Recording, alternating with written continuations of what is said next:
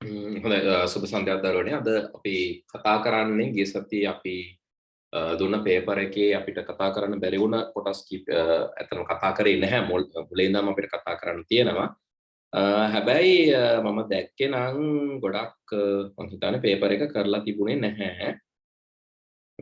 නිවාඩුවක් අරගෙන තිබුණා කට්ටිය. කමක් නැහැ. බලමු අපි පේපර් එක උනා ඩිස්කස් කරන්න ඕන. වැඩි කල් යවන්න බෑ. මොකද අපේ එක්සෑම් ෂෙඩියුල්ස් වල වෙනසක් වෙන්නේ නැහැ. කොහොමත් ඒ තියෙන ෂෙඩියුල්ස් වල එක්සෑම්ස් තියෙන නිසා හරි බලමු සිංහල මීඩියම් පේපර් එකට ගිහිල්ලා ඒක ඩිස්කස් කරමු අපි grade 11 සිංහල මීඩියම්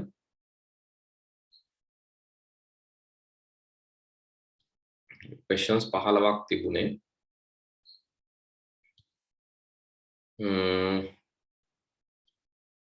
view කළා විතරයි තියෙන්නේ මොකදන මදුෂ view කළත් නැහැ හරි කමන්න අපි බලමුකෝ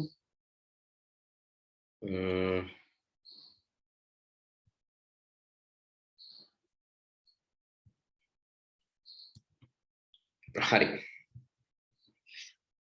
පළවෙනි ප්‍රශ්නේ වෙන්නේ කේතකරණයේ ප්‍රධාන ව්‍යුහ තුන වන්නේ කේතකරණයේදී ප්‍රධාන ව්‍යුහ තුන වන්නේ මොනවාද කියන එක.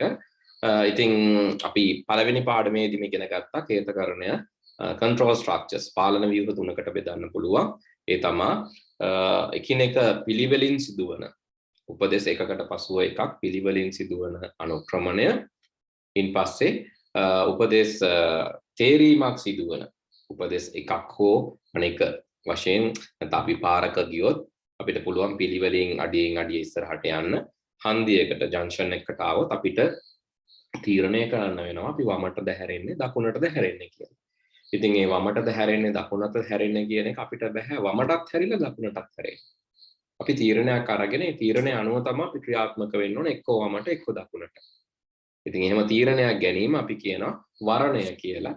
ඊළඟට නැවත නැවත එකම උපදේශ ක්‍රියාත්මක කිරීම. එකම උපදේශ මාලාව නැවත නැවත ක්‍රියාත්මක කිරීම අපි කියනවා පුනර්කරණය කියලා. එහෙනම් කේතකරණේ ප්‍රධාන ව්‍යුහ තුන මොනවාද කියලා අහුවොත් ඒකට උත්තර වෙන්නේ අනුක්‍රමණය, වරණය සහ පුනර්කරණය. දැන් ඔයගොල්ලෝ ලියලා නැත්නම් මාක් කරගන්න උත්තර පළවෙනි ප්‍රශ්නේ. ඔයගලන්ට පේපර් එක බලන්න පුළුවන් එඩ්මඩු එකේ. හැබැයි ලියලා තිබ්බත් නැතත් බලන්න පුළුවන්. කොහොම වුණත් උත්තර ප්‍රශ්න අංකේ දාලා උත්තරේ මාක් කරගන්න. මොකද ලියන්න ගියොත් වෙලාවක් නැති වෙයි. එහෙනම් ප්‍රශ්න අංකේ දාලා උත්තරේ මාක් කරගන්න MCQ වලට. ඊළඟට දෙවන ප්‍රශ්නය දෙවෙනි ප්‍රශ්නයෙන් අහන්නේ පළමුවන ක්‍රමලේඛය කවුද ලිව්වේ කියලා. පළමුවන ක්‍රමලේඛයක් ලිව්වේ කවුද කියලා අහන්නේ. ඉතින් පළමුව ක්‍රමලේඛයක් ලියපු කෙනා කාන්තාවක් අපි කියනවා ලේඩි ඒඩා ඔගස්ටා ලව්ලේස් කියලා. ලේඩි ඒඩා ලව්ලේස් තමයි පළමුවන ක්‍රමලේඛිකාව වෙන්නේ. යා කාන්තාවක්.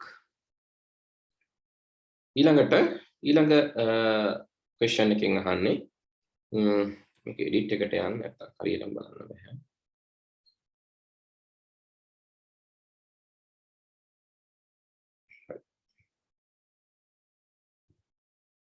තුන්වෙනි ප්‍රශ්نين අහනවා කේතයක් දීලා තියෙන්නේ. පහත කේතයේ ප්‍රතිඵලය කුමක්ද කියලා අහනවා. කේතයක් දීලා පහත කේතයේ ප්‍රතිඵලය කුමක්ද කියලා අහනවා. program hello කියලා කියනවා. x y කියන්නේ integers පූර්ණ සංඛ්‍යා කියලා කියනවා. x සහ y යනු පූර්ණ සංඛ්‍යාවේ ඊළඟට තියෙන ආරම්භ කරන්න ඊට පස්සේ x එකකින් පටන් ගන්න කියලා කියනවා. x 10ට වඩා අඩු වෙන තුරාවට මොකද්ද කරන්න කියලා තියෙන්නේ while x less than or equal to 10 x 10ට වඩා අඩු නම් ආරම්භ කරන්න මොකද්ද කරන්න කියලා තියෙන්නේ y සමානයි x down to 1 හරි මේ down to loop එක අපි කතා කරා x down to 1 කියලා කියන්නේ යම්කිසි සංඛ්‍යාවක ඉඳන් reverse එකට දැන් අපි හිතමු 5 down to 1 කිව්වොත් 5 4 3 2 1 ඒක දැන් මෙතන නම් x එකයිනේ එකේ ඉඳන් එක වෙනකන් කිව්වොත් එකම තමයි එකපාර හරි හැබැයි මෙතන තියෙන x කියන එක අපි හිතමු x කියන එක 10ක් තිබ්බා කියලා. ඒතර 10 down to 1 10 ඉඳන් එක වෙනවා. දැන් මෙතන තියෙන්නේ 1 x down to 1 කියන එක. එතකොට එකේ ඉඳන් එක වෙනකම් මුලින්ම මොකද්ද කරන්න තියෙන්නේ? එකේ ඉඳන් එක වෙනකම් බලන්න කියලා කියනවා if y mod 2 y දෙකෙන් බෙදලා බිඳුවක් ඉතිරි නම් තරුවක් print කරන්න කියලා කියනවා. ඊට පස්සේ x ට දෙකක් එකතු කරන්න කියලා කියනවා අවසානයේ. හරි අපි බලමු මේ වගේ එකක් කොහොමද දැන් අපිට පේපර් එකනේ තියෙන්නේ අපිට එක පාටම දැන් අපි Pascal වල නම් කරලා බලන්න පුළුවන්. කම්පියුටර් එක ළඟ ඉන්නවනම් කරලා බලන්න. මේ වගේ එකක් කරලා බලන්න බෑ. එතකොට අපිට කරන්න වෙන්නේ ස්ට්‍රක්චර් chart එකක්.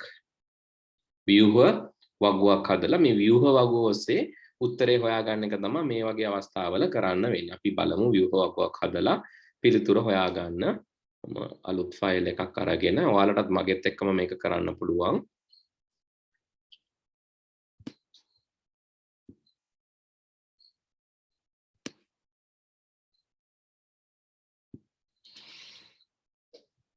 හරි. ඊට පස්සේ අපි ගමු මේ වගේ වගුවක්. මේ වගුවේ මම මුලින්ම දානවා x y මම මේ අඳින විදිහටම ඇඳ ගන්න. එතකොට ලේසි මේක හදන්න.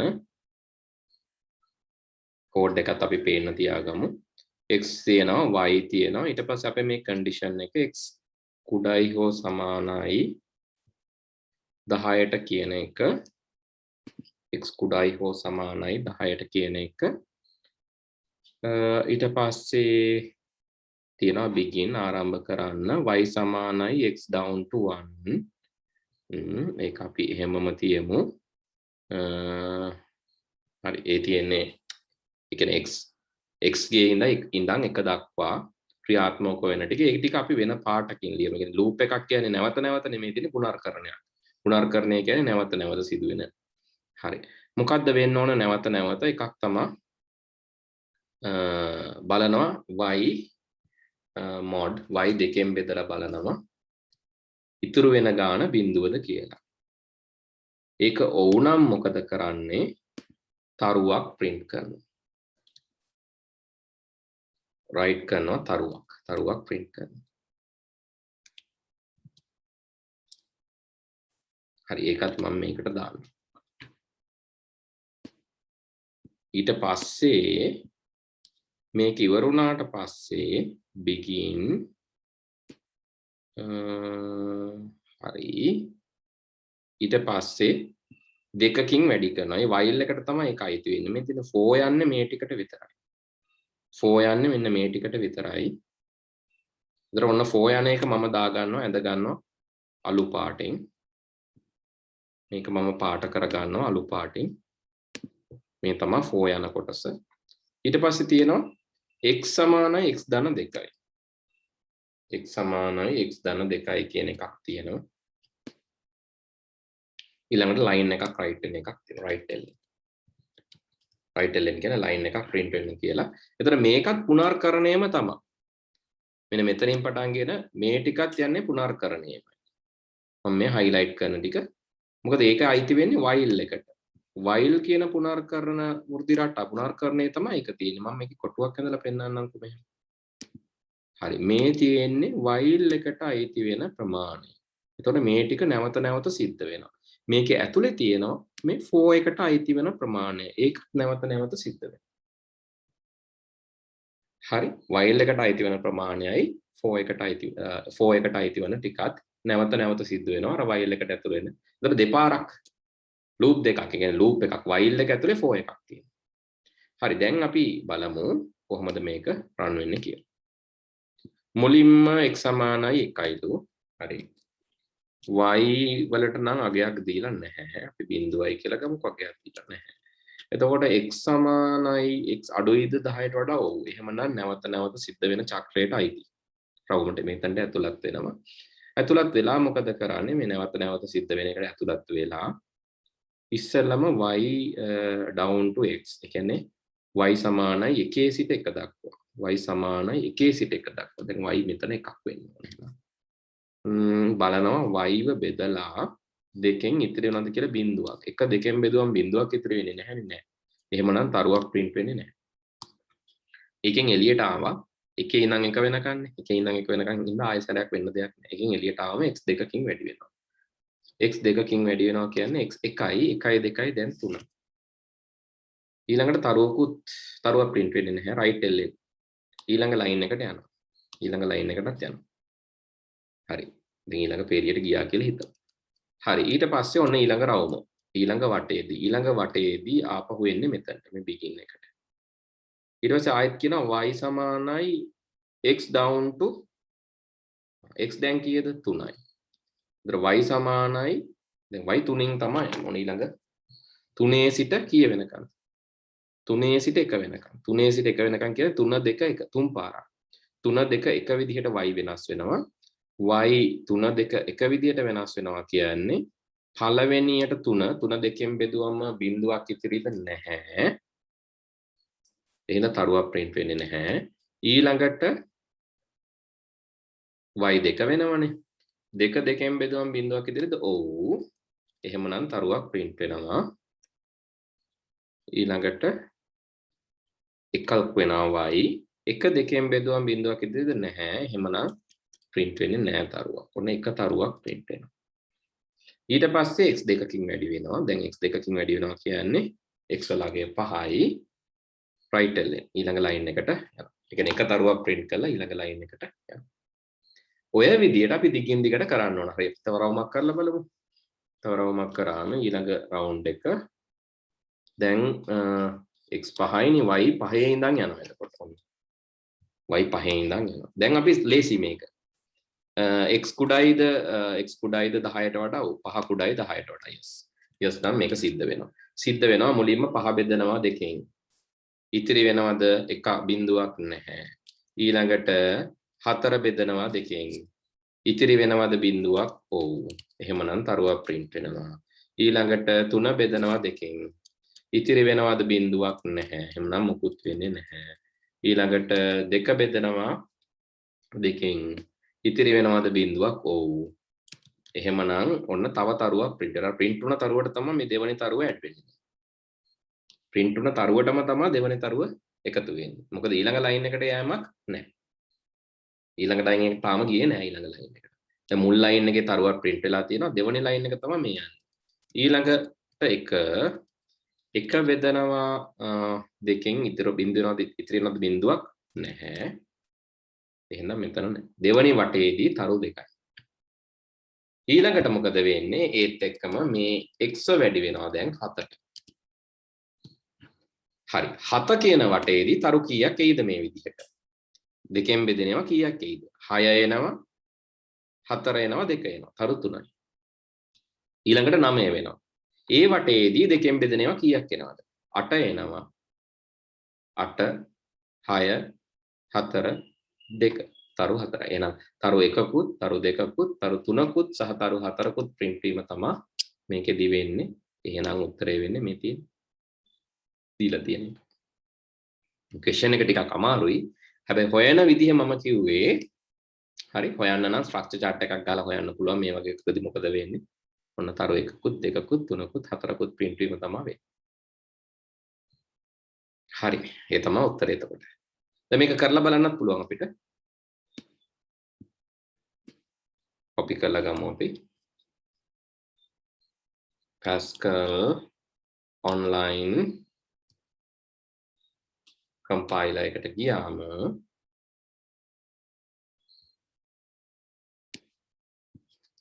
පුළුවන් කෝඩ් එක ලියලා run කරලා බලන්න එතකොට මේ අපිට පේනවා තරු එකකුත් දෙකකුත් තුනකුත් හතර දැන් මේක අයින් කරා නම් අපි මේ දෙකෙන් බෙදෙන සංඛ්‍යාව වලට විතරනේ තරු print වෙන්නේ දැන් මම මේක අයින් කරනවා මේ if එක අයින් කරනවා නැත්නම් if එක කමෙන්ට් කරනවා නේ මේ if එක කමෙන්ට් කරනවා ඒතර දෙකෙන් බෙදෙන ඒවා ඇරෙන්න ඔක්කොටම තරු print වෙන්න ගන්නවා සියලුම සංඛ්‍යාවලට දැන් බලන්න වෙන දේ 1යි 3යි 5යි 7යි 9යි ඇයි දෙකෙන් දෙකනේ යන්නේ දෙකෙන් දෙක යන හින්දා 1 3 5 7 9 මේක එකින් එක ගියා නම් දැන් 1 2 3 4 5 6 7 8 9 10 වෙනකන් 10 දක්වා තරු ගාන වැඩි වෙවි print වෙනවා පළවෙනි line එකේදී එක තරුවයි දෙවෙනි එකේදී තරු දෙකයි මොකද දෙකෙන් බෙදෙන සංඛ්‍යාව වලට විතරක් නෙවෙයි සියලුම සංඛ්‍යාව හරි මේ වගේ ඕගොල්ලන්ගේ exam එකේදී ලූප් එකක් ඇතුලේ එක ලූප් එකක් ඇතුලේ තව ලූප් එකක්. එක ලූප් එකක් ඇතුලේ තව ලූප් එකක් ඇතුලේ if එකක්. එකක් ඇතුලේ if එකක්. ලූප් දෙකක් ඇතුලේ if එකක්. ඔය විදිහට මාරු කර කර අනිවාර්යයෙන්ම question එකක් එනවා. අනිවාර්යයෙන්ම එනවා. ඒක සමහරට MCQ question එකක් විදිහට දෙන්නේ නැති වෙයි. එහෙම දුන්නොත් අමාරුයි වෙලා යන හින්දා. හැබැයි මම එහෙම දුන්නේ ඔයගොල්ලන්ට පුරුදු වෙන්න.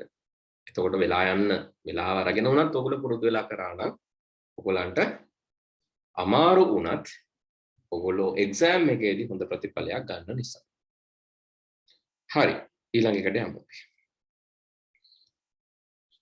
ඊළඟට ඔන්න ලේසි ගැලීම් සටහනක් දීලා තියෙනවා. ගැලීම් සටහනක් දීලා අහනවා මෙහි n සමානයි 1 යන්නේ n සමානයි 2 කරොත්. දැන් මේක එකෙන් පටන් ගත්තොත් යන්නේ කීයද බලන්න. එකෙන් පටන් ගත්තොත් 1 කුඩායි 10ට වඩා ඉඳ එක්වරක් 1 print වෙනවා.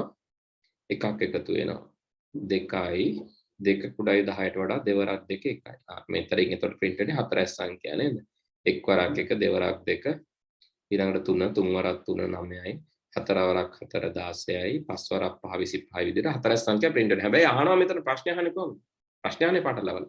මෙහි n 1 යන්න 2 විදිහට වෙනස් කරනවා. එතකොට දෙකෙන් පටන් ගන්න. එහෙනම් දෙවරක් දෙකෙන් තමයි පටන් ගන්න. 4. ලෙස n සමානයි n ධන 1 යන්නේ n ධන 2 විදිහට. දෙකෙන් 2 යන්නේ. එතකොට දෙකෙන් පටන් ගන්නවා දෙවරක් 2. දෙකක් එකතු කරනවා 4යි. 4ෙන් පටන් ගන්නවා 4 වරක් 4. 16යි. ඊළඟට දෙකක් එකතු කරනවා 6යි. 6 වරක් 6 36යි. එහෙනම් 4 16 36 පැටර්න් එක තමයි මේ කියන්නේ. එතකොට ඔන්න උත්තරේ. ඒක ලේසි. හරි. තේරුණාද ඒක ගන්න විදිහ?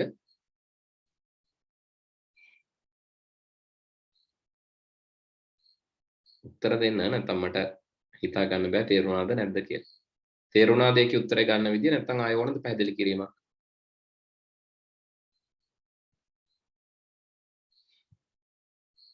හරි. හරි. මම හිතනවා තේරුණා කියලා. ඕකේ ඊළඟ එකට යමු අපි.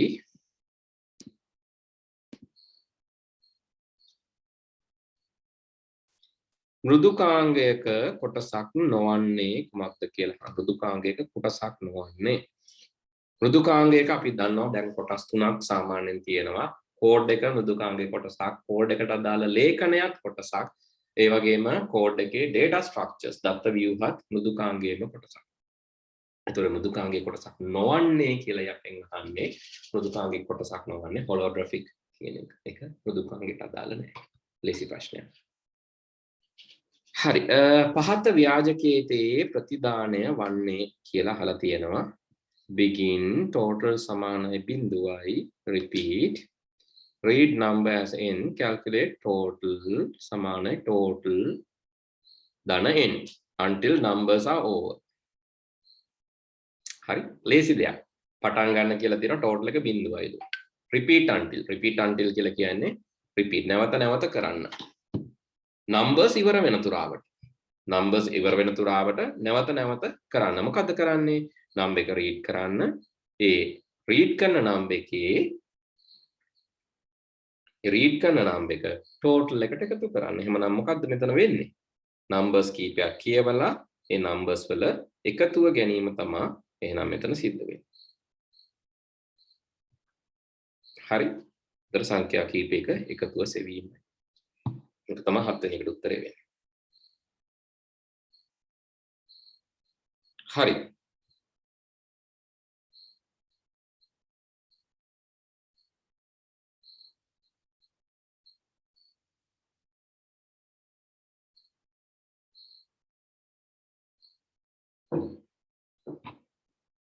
ඊළඟ එක වරහන් තුල ඇති වචන භාවිතා කර හිස්තැන් පුරවන්න කියලා කියන. වරහන් තුල ඇති වචන භාවිතා කර හිස්තැන් පුරවන්න. හිස්තැනක් මුලින්ම තියෙන හිස්තැනක් විචල්යක් හෝ නියතයක් හෝ ක්‍රමලේඛයක් හැඳින්වීම සඳහා යොදා ගන්නා නමකි. මොකද්ද? විචල්යක් හෝ නියතයක් හෝ ක්‍රමලේඛයක් හඳුන්වන්නේ මොන නමින්ද? හඳුන්වනයක් නමින්. identifier කියලා කියනවා. එහෙමනම් පළවෙනි එකට උත්තරේ වෙන්නේ හඳුන්වනය. හඳුන්වනයක් විචල්යක් හෝ නියතයක් හෝ ක්‍රමලේඛයක් හෝ හැඳින්වීම සඳහා යොදා ගන්නා නමකි. මෙම හඳුන්වන යෙදීමේදී පහත දැක්වෙන සාමාන්‍ය නීති රීති අනුගමනය කළ යුතුය. පැස්කල් භාෂාව හඳුන්වන භාෂාවේදී හඳුන්වා දීමේදී හඳුන්වා දීම සඳහා භාවිතා කරන මොනවාද? පැස්කල් භාෂාවේ තියෙන මොනවාද භාවිතා නොකළ යුත්තේ? භාෂාවේ තියෙන ඇවිරුණු පද නේද? ඇවිරුණු පද භාවිතා කරන්න හොඳ නැහැ. begin ඒකට උදාහරණ දීලා තියෙනවා. begin end වගේ ඒවා තමයි ඇවිරුණු පද කියලා කියන්නේ. ඒවා යොදා ගැනීම වළංගු නැහැ. ඉංග්‍රීසි හොඩිය අක්ෂරයකින් ආරම්භ කළ යුතුය. හඳුන්වන්නේ පළමුවන අක්ෂරයට පසුව අංක හෝ අකුරු හෝ අංක යොදා ගන්න පුළුවන්, අකුරු යොදා ගන්න පුළුවන්. තව මොනවාද මෙතනින් පුළුවන්? අංක පුළුවන්, අකුරු පුළුවන්. යටි ඉර අංක හෝ අකුරු හෝ යටි ඉර යොදාගත හැකියි. පැස්කල් භාෂාවේදී හඳුන්වන නාම සඳහා මොකද්ද බලපනපාන්නේ? හඳුන්වන නාම සඳහා අක්ෂර භේදය බලනොපයි.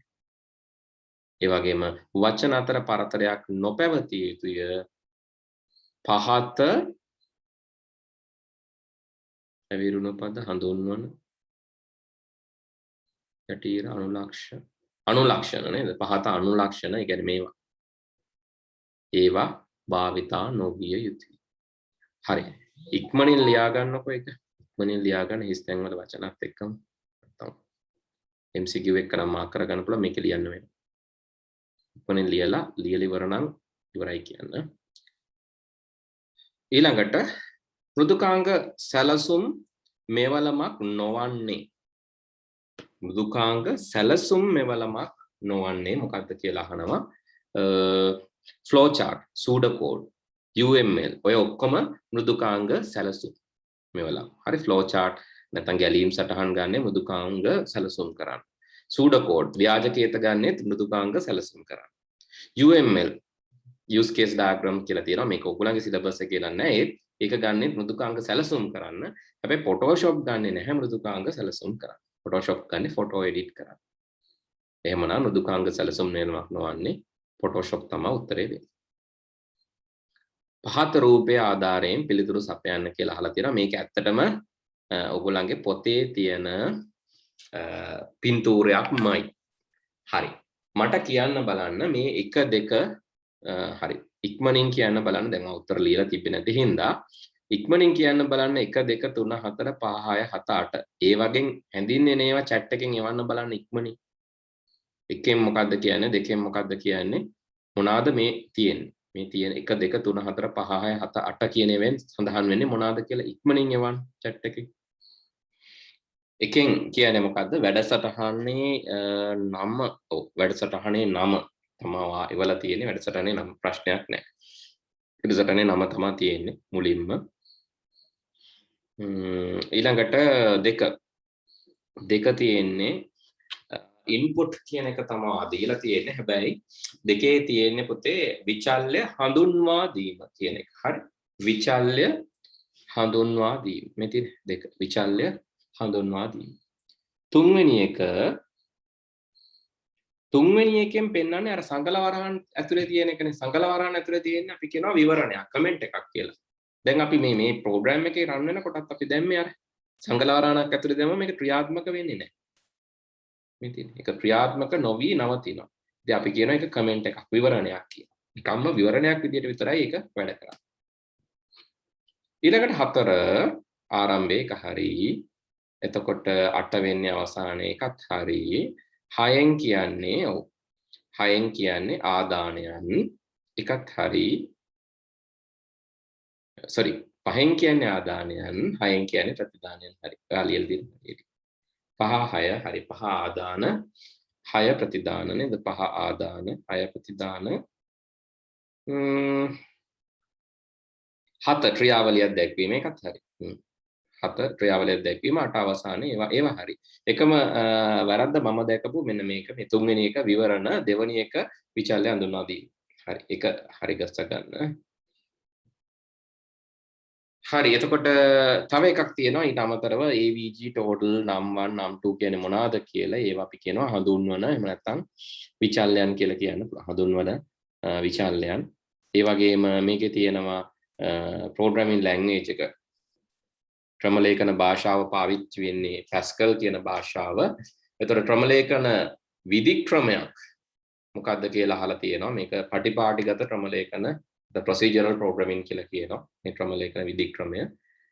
මේකේ තියෙන පාලන ව්‍යුහය මොකක්ද කියලා අහනවා. මොකක්ද? එකකට පස්සේ එකක් නේ තියෙන්නේ. අනුක්‍රමණය තමයි මේකේ තියෙන පාලන ව්‍යුහය. ඒ වගේම මේකේ තියෙන read write ln කියන ඒවා අපි කියනවා ශ්‍රිත කියලා. add num කියන්නේ වැඩසටහන් නාම හඳුන්වනයක් කියලා කියනවා. හරි මේ ටිකත් ඔයාලට අමතරව ලියන්න පුළුවන්. ඔය දේවල් වලට අමතරව මේ ටිකත් ඔයකේ ඔය ප්‍රෝග්‍රෑම් එක. ඔය දීලා තිබ්බ ප්‍රෝග්‍රෑම් එක සම්බන්ධව සත්‍ය වෙනවා. හරි. ඊළඟට 11 වෙනි ප්‍රශ්නය. හරි මේකත් අපි ටයිම් එකක් අරගෙන බලමු. පහත වැඩසටහනේ ප්‍රතිදානය. පහත වැඩසටහන පුංචි එකක් අහන්න. පහත වැඩසටහනේ ප්‍රතිදානය කියන්න බලන්න මොකක්ද? දැන් වෙලාව ඇති ටයිම් එක බෙදීම වෙන්නේ. ඒතර උත්තරේ මොකක්ද? 8 5න් බෙදුවා. හරි 8 5න් බෙදුවම දැන් මේක ඕනනම් ලියලා බලන්නත් පුළුවන්. 8 5න් බෙදුවම සාමාන්‍යයෙන් නම් එන්නේ දශම සංඛ්‍යාව. මොකද දශම ගානන්නේ 8 බෙදීම 5 කියන්නේ දශම ගානක් තමයි අපිට උත්තරේ එන්නේ. මේ තියෙන්නේ. ඒතකොට ඒක දෙන්නේ විද්‍යාත්මක ක්‍රමයේ 1.6 හරි 1.6 වැඩි කිරීම 10 බිඳුවෙනි බලය. නැත්නම් 1.6 කියන එක තමයි උත්තරේ. e බිඳුවයි කියන්නේ 1.6 වැඩි කිරීම 10 බිඳුවෙනි බලය. හැබැයි මේකට බිඳුවක් දැම්මොත් එක බිඳුවක් මෙහෙම දැම්මොත් අපිට එන්නේ මෙන්න මේ වගේ වෙනසක් වෙනවා. මේ 1.6යි මේ බලය ඩිජිට් 3කට විතරක් එනවා. අර දිගට එන්නේ නැතු. 1.6යි e බිඳුවයි. තව එකක් දැම්මොත් මෙහෙම. උතර මේක රවුන්ඩ් නැත්නම් වැටීමක් සිද්ධ වෙනවා. වැටීමක් සිද්ධ වෙලා අපිට උත්තරේ එනවා 2යි කියලා. 1.6 වැටෙව්වම උත්තරේ වෙන්නේ 2යි. හරි මතක තියාගන්න එක බිඳුවක් දැම්මොත් අපිට බිඳුවක් නොදමා ගත්තොත් අපිට එනවා දශමය උත්තරේ. මේ තුනම ලියලා පෙන්නන්න පොතේ. right ln 8 බෙදීම 5. එන්නේ මෙහෙම එකක්. හරි මේ බිඳු ගානත් එක්කම ලියන්න හරියට. මෙහෙම එකක් ලිව්වනම් මොකද මේ තුනම අපි ලියාගෙන ඉන්න එක වැදගත්. අපි මේ වගේ ප්‍රෝග්‍රෑම් එකක් ලිව්වනම් අපිට එන්නේ මෙන්න මේ ප්‍රතිදානය. මෙන්න මේ අවුට්පුට් එක. හරි. හැබැයි අපි මේකේ එක බිඳුවක් දැම්මනම් මෙහෙම බිඳුවක් හෝ අපිට එකක් හෝ එහෙම අංකයක් දාන්න පුළුවන්. දෙකක් දැම්ම කියමු. දෙකක් දැම්මනම් අංකයක් දැම්මත් නැතත් ඒක ඊළඟ පොසිෂන් එකට අපි දැම්මනම් අපිට එනවා මෙන්න මෙහෙම.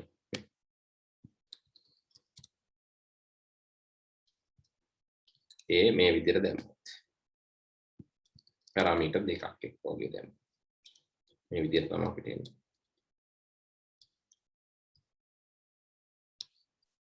ඊළඟට මේක වෙනස් කරොත් අපි දෙකක් දාලා තව බිඳුවක් දැම්මොත් කෝලන් එකක් දාලා එතකොට අපිට එනවා 2 කියලා. ඒ කියන්නේ වැටයුවාම ලැබෙන පිළිතුර තමයි එහෙම දැම්මොත් 2යි. හැබැයි මේක මෙහෙමයි ආදික පූර්ණ සංඛ්‍යාත්මක වට යන්නේ නැතුව මෙහෙම 2 විතර දාලා මේ විදිහට වට යන්නත් පුළුවන්. හරි. දශම ස්ථාන දෙකකට වට යන්න. එහෙමත් පුළුවන්. ඒකත් චුට්ටක් ලියලා පෙන්නන්න. මෙහෙම ලිව්වොත් එහෙම අපිට එනවා 1.6යි බිඳුව කියන දශම ස්ථාන දෙකකට වටයලා උත්තරේ. හරි. ඔය ටිකම ලියලා පෙන්නන්න. ඉක්මනින්. ඊළඟ ප්‍රශ්නට යමු අපි. ඊළඟ ප්‍රශ්නෙන් අහන්නේ එතකොට මේකේ උත්තරේ වෙන්නේ 2යි. මෘදුකාංග සංවර්ධන ජීවන චක්‍රය විස්තර කර එහි වාසි 3ක් පහදන්න කියලා තියෙනවා. මෘදුකාංග සංවර්ධන ජීවන චක්‍රය විස්තර කර එහි වාසි 3ක් පහදන්න. ලියා ගන්න. ඒකට අපි උත්තරයක් ලියමු. ප්‍රශ්න ලියා ගන්න. මෘදුකාංග සංවර්ධන ජීවන චක්‍රය විස්තර කර එහි වාසි 3ක් පහදන්න.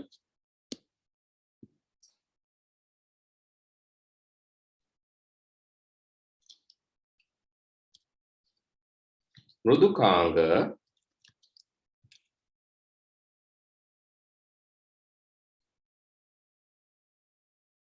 සෑම විටම පාහේ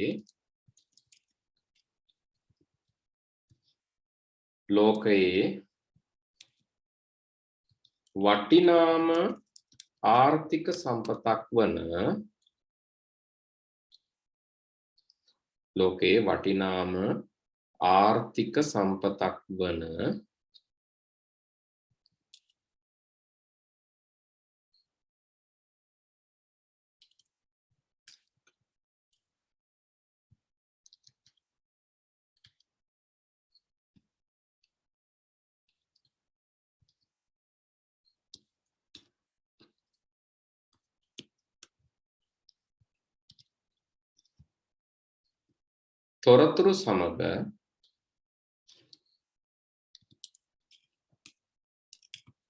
තොරතුරු සමග ක්‍රියා කරයි. මේ නිසා මෘදුකාංග වල සිදුවන සුළු හෝ දෝෂයක්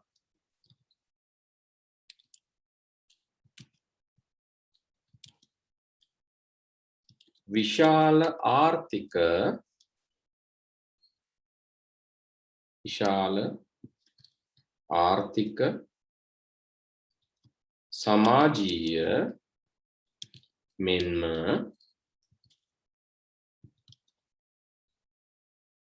ජීවිතයට පවා ගැටලු ඇති කිරීමට සමත් වේ.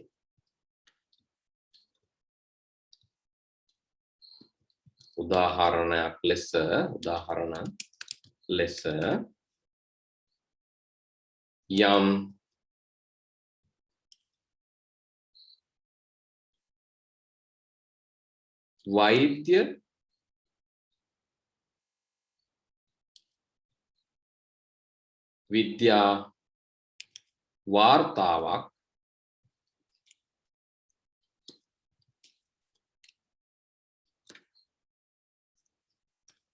යම් වෛද්‍ය විද්‍යා වාර්තාවක් සපයන මෘදුකාංග දෝෂයකදී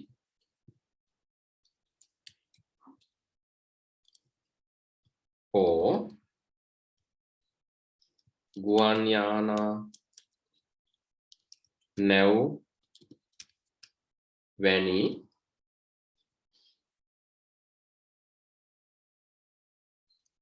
දෑවල ඇති මෘදුකාංග දෝෂයකදී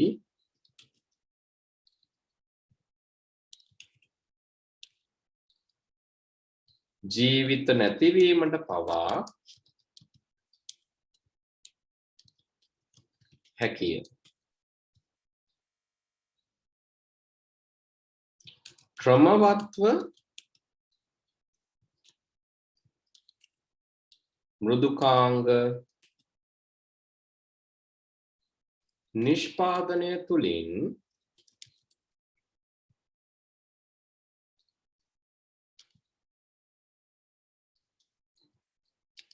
මෙම දෝෂ මගහරවා ගැනීමට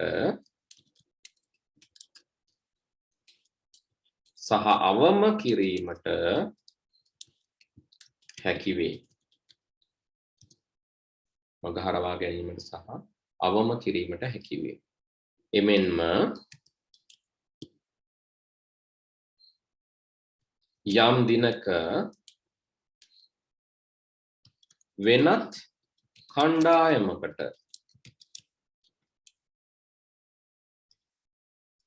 එහි දෝෂ නිවැරදි කිරීමට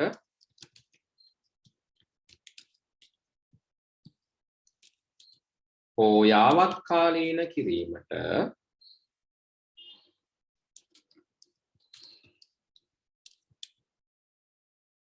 දෝෂ නිවැරදි කිරීමට හෝ යාවත්කාලීන කිරීමට අවශ්‍ය වූ විට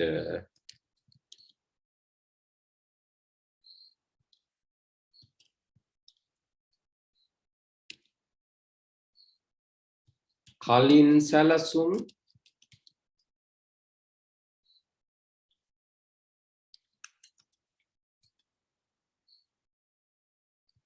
අවශ්‍යතා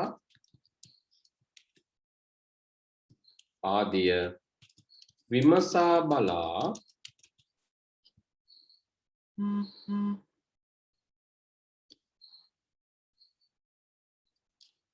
එය කළ හැකි වේ.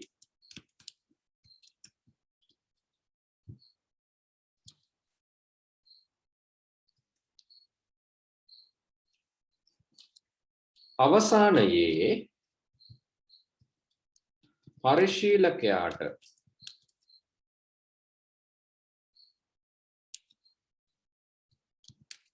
වඩාත් පාරදෘශ්‍ය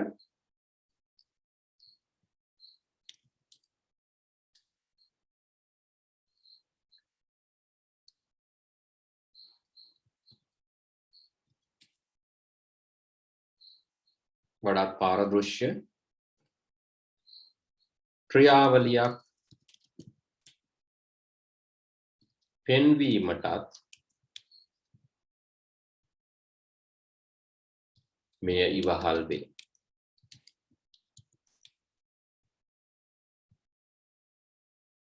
එනිසා මෘදුකාංග සංවර්ධන ජීවන චක්‍රයක්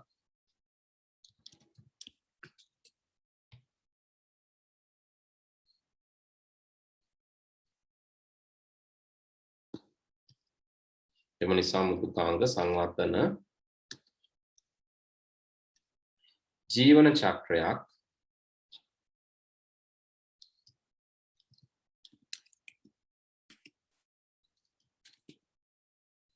පවත්වා ගැනීම වාසි සහගතය.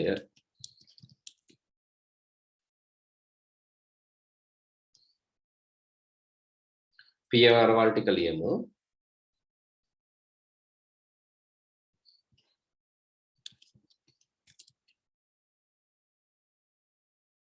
පළවෙනියට තියෙන්නේ මතක ඇති මං හිතනවා මුලින්ම ගැටලුව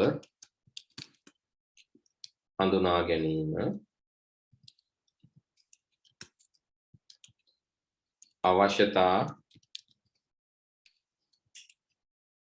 විශ්ලේෂණය ඊළඟට උපපියවරක් විදිහට තියෙනවා ශක්්‍යතා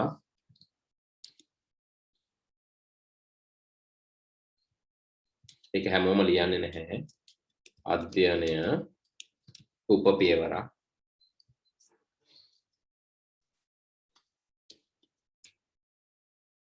තුන්වෙනි එක පද්ධති සැලසුම් කරණය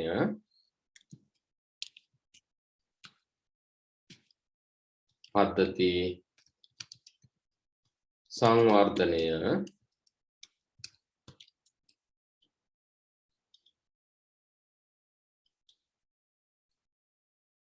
සංවර්ධනය ඊට පස්සේ පද්ධතිය පරීක්ෂා කරන්න ඕන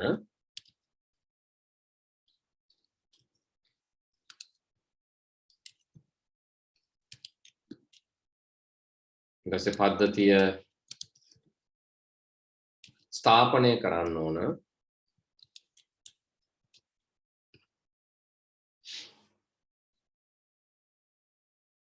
අවසානයේ පද්ධතිය යාවත් කාලීන කරන්න ඕන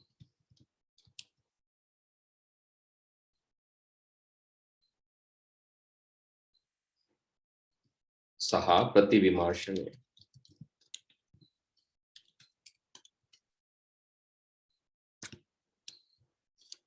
පද්ධතිය යාවත් කාලීන කිරීම සහ ප්‍රතිවිමර්ශනය හරි ඔවා තමයි පියවරවල් මේ ටිකක් ලියලා තියෙනවා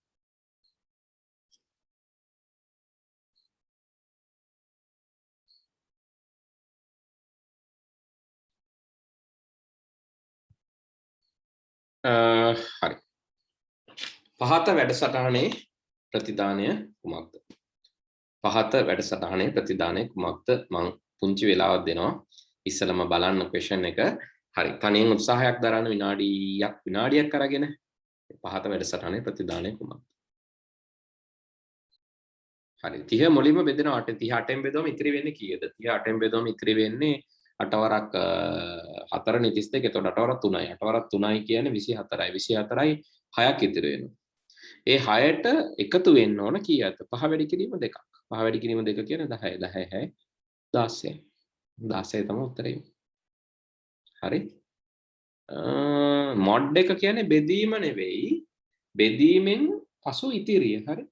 30 මොඩ් 8 කියන්නේ 30 8න් බෙදුවම ඉතිරි වෙන ගාන. 8 වරක් 3 24යි 6ක් ඉතිරි. ඒ 6ට තමයි 5 වරක් 2 එකතු වෙන්නේ. එතකොටයි 16 හැදෙන්නේ. ඊළඟට පද්ධති පරීක්ෂාව වැදගත් වන්නේ ඇයි? ඒකක සංයුක්ත සමස්ත පද්ධති ප්‍රතිග්‍රහණ අතර වෙනස පහදන්න කියලා කියන. හරි. පද්ධති පරීක්ෂාව වැදගත් වන්නේ ඇයි? ඒකක සංයුක්ත සමස්ත පද්ධති සහ ප්‍රතිග්‍රහණ පරීක්ෂා අතර වෙනස. හරි. අපි ඒකත් ලියාගමු. දැන් ලියන ටයිම් එක මදි හින්දා අපි නෝට් එකේ ඇඩ් කරගමු. ක්වෙස්චන් එකක්. පද්ධති පරීක්ෂා වැදගත් වන්නේ ඇයි? ඒකක සමස්ත පද්ධති ප්‍රතිග්‍රහණ පරීක්ෂා අතර වෙනස. හරි. කෙටියෙන් ලියමු. පද්ධතිය නිවැරදිව ක්‍රියා කරන්නේ දැයි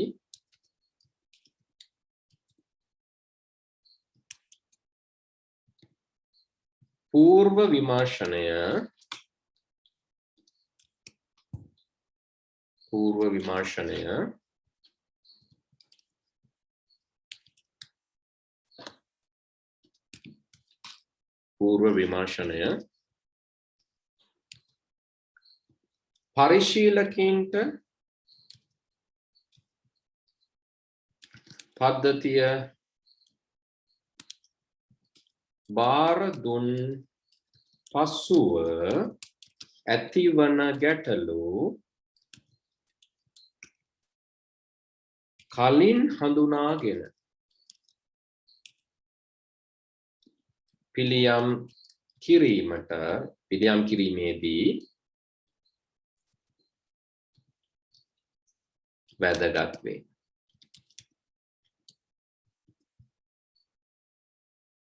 පද්ධතිය නිවැරදිව ක්‍රියා කරන්නේද කලින් බලන එක.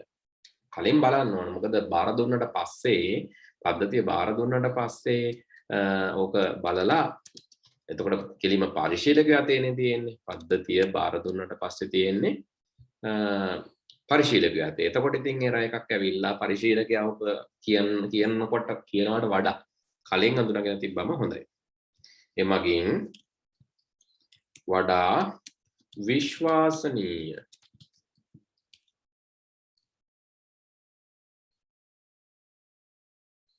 කාලය ඉතිරි කරන පද්ධතියක් පරිශීලකට ලැබේ.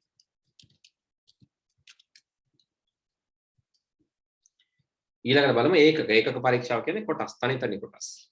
ඒකක පරීක්ෂාවේදී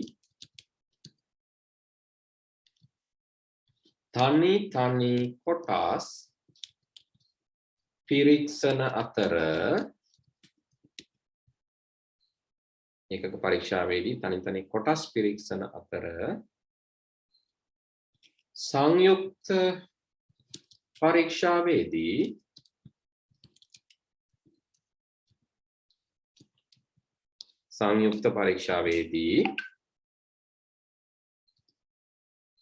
එම කොටස් එකිනෙක එකතු කරමින් එකට ක්‍රියා කරන්නේ දැයි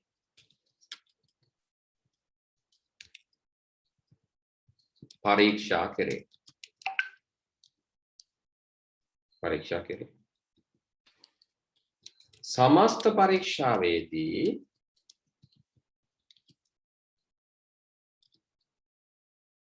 මුළු පද්ධතියම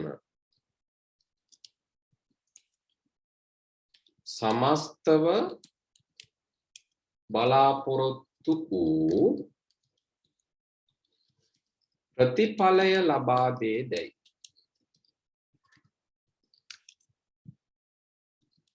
පරීක්ෂා කරන අතර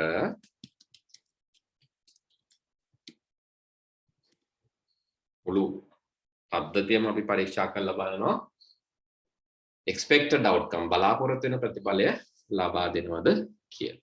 සමස්ත පරීක්ෂාවේදී මුළු පද්ධතියම බලාපොරොත්තු වෙන ප්‍රතිඵලය ලබා දී පරීක්ෂා කරන අතර ප්‍රතිග්‍රහණ පරීක්ෂාවේදී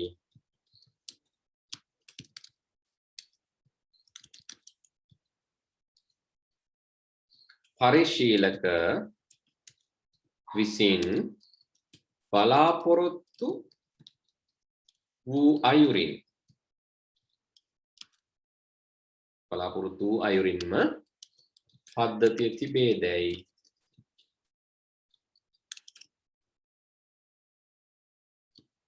පරිශීලකගේ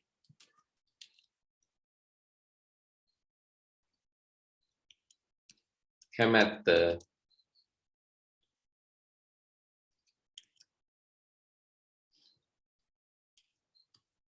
ඊට හිමි වේදැයි පරීක්ෂා කරේ.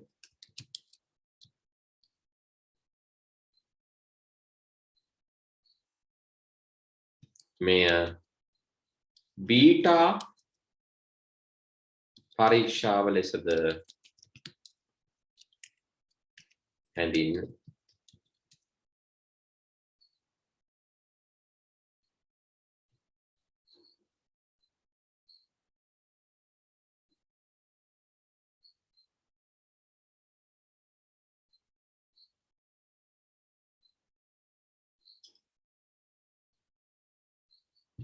ඒ වගේම මේ කලින් එකට කියනවා අපි සමස්ත පද්ධතියම පරීක්ෂා කරන එකට ඒකට අපි කියනවා ඇල්ෆා පරීක්ෂාව කියලා කියනවා.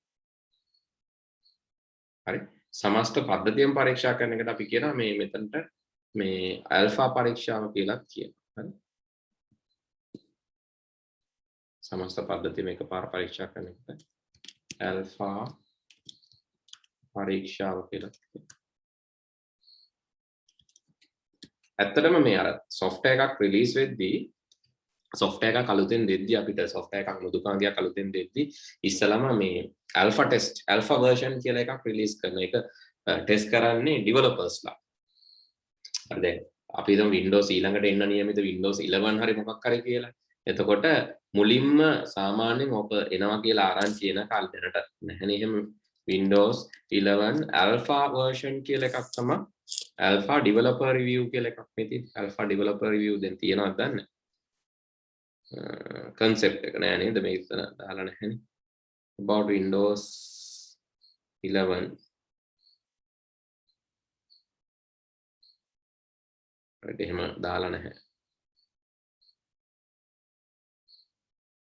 හරි. සාමාන්‍යයෙන් alpha version කියලා එකක් තමයි මුලින්ම දෙන්නේ. ඒක ඇත්තටම test කරන්නේ internal developers ලා. ඇතුළේ ඉන්න developers ලා. ඒක හරිනම් ඊට පස්සේ beta version කියලා beta එකක් දෙනවා. ඒක දෙන්නේ users ලාට අපිට පුළුවන් ඒක දාලා බලලා වැඩ කරනවද කියලා බලන්න. හරි. අවසාන එකට යමු. අවසාන ප්‍රශ්නේ පද්ධති සිටුවම් කිරීමේ ක්‍රම 4ක් යෝජනා කර ඒකමේ වාසි සහ වාසි දෙක බැගින් විස්තර කරන්න කියලා කියනවා. පද්ධති සිටුවම් කිරීම. පද්ධති සිටුවම් කිරීමේ ක්‍රම 4ක් තියෙනවා. මොනවාද ඒ? පොතෙත් මේක තියෙනවා. එකක් අපිට තියෙන පුළුවන් බුක් එකේ තියෙන ටික එකෙන් අපි බලමුකෝ grade 11 සිංහල medium.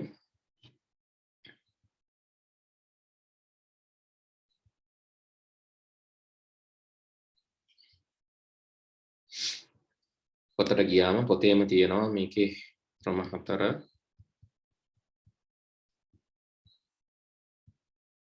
පළවෙනි පාඩම දිග පාඩමක් ඉන්න මෙන්න මේකේ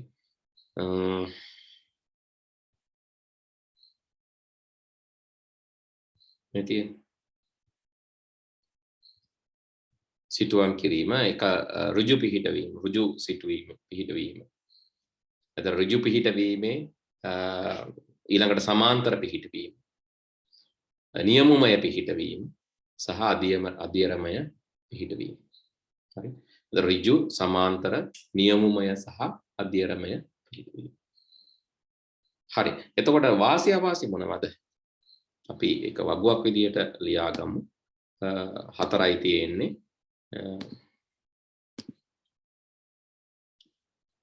පද්ධති පිහිටවීමේ ක්‍රම.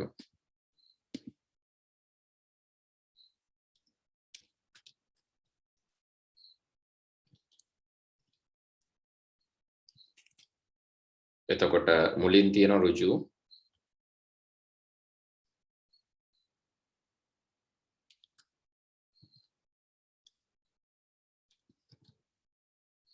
ඍජු පිහිටවීම, ඊළඟට සමාන්තර, නියමුමය සහ අධියරමය.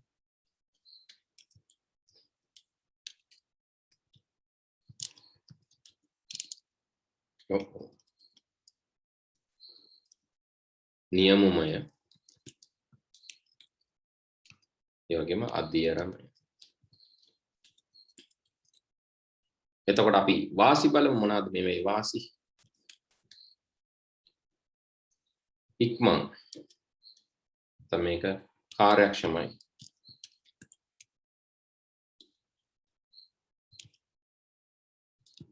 කාර්යක්ෂමයි. මොකද වේගෙන් කරන්න පුළුවන්. වඩාත් කාර්යක්ෂම ක්‍රමය තමයි ඍජු පිහිටවීම. ඒ වගේම වියදම් අඩුයි. අඩු වියදමක් ඉක්මනට පුළුවන්. සමාන්තර එකේදී වාසි මොනවාද බැලුවම එක වාසියක් තමයි සමාන්තර පිහිටවීමේදී ආරක්ෂාකාරී.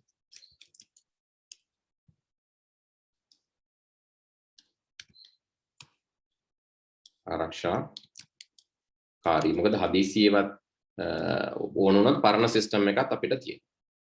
එතකොට මේකෙදී පරිශීලකයන් ප්‍රතික්ෂේප කිරීමේ සම්භාවිතාවය අඩු වෙනවා. මොකද එකපාරම දැම්මම මේ පරිශීලකයෝ කියන්න පුළුවන් අනේ මේකත් එක්ක වැඩ කරන්න බෑ, මේ පරණ එක හොඳයි කියලා.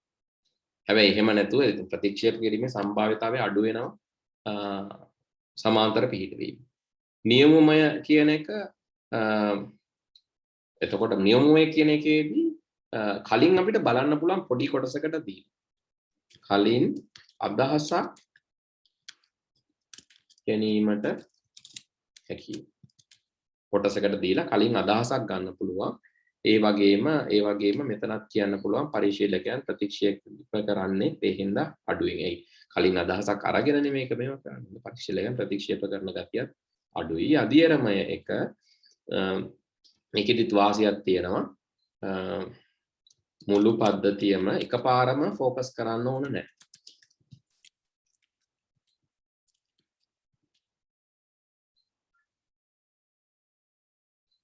එකවර නිරීක්ෂණය අවශ්‍ය වෙන්නේ.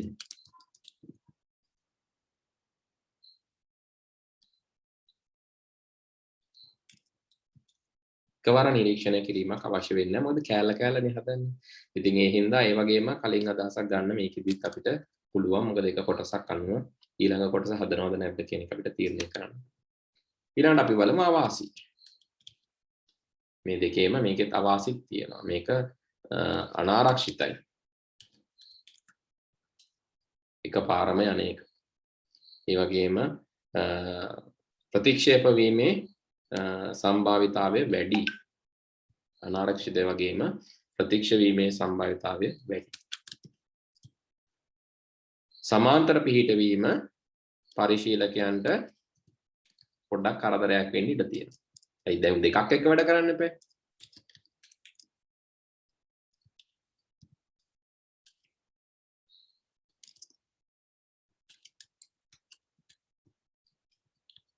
දෙකක් එක්ක වැඩ කරන්න ඕනේ. ඉතින් එයාලා ඒ හින්දා වැඩි කාර්යයක් කරන්න සිද්ධ වෙනවා. ඒකට ඒගොල්ලෝ අකමැති වෙන්න පුළුවන්.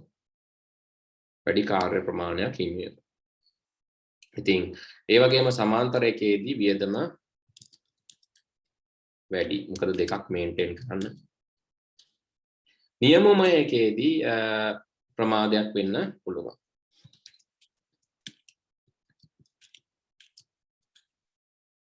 ඒ වගේම වියදම වැඩි.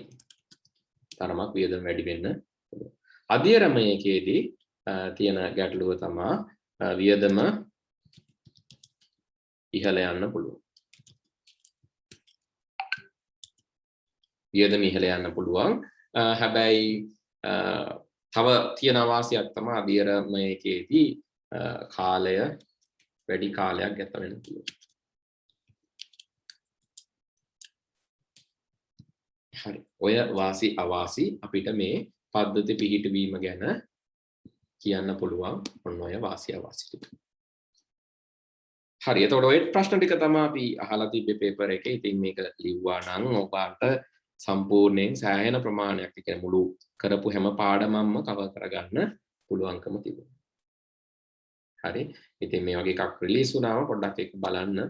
අපි දානවා WhatsApp group එකේ බලලා ලියන එක තමයි හොඳම දේ. එතකොට පුළුවන් මේක ගැන අදහසක් ගන්න වගේම